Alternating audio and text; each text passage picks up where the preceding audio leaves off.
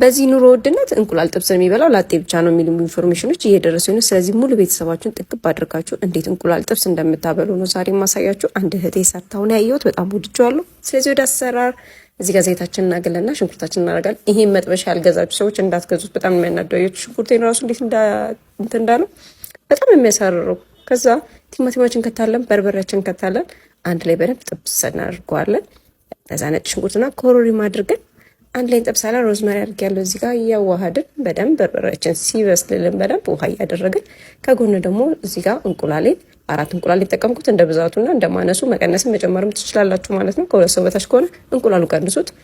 ከዛ እንደዚህ አድርጌ ጠበስኩትና ለብቻው ከዛ ስጉዬ ላይ በደንብ አዋህድኩት። ቂቤን አደረኩ፣ ጨው አደረኩኝ።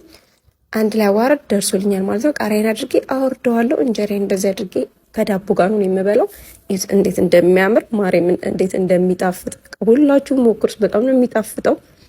ጥብሱም አይቀርባችሁም፣ ሞቱም አይቀርባችሁም። ጥግብ ብላችሁ እንቁላል ጥብስ በልተን ዋላችሁ ትላላችሁ። ስለዚህ ሁላችሁም ሞክሩት። አካውንቲንግ ኮምፕሊት ሼር ማድረግ አይረሳ። አመሰግናለሁ። ባይ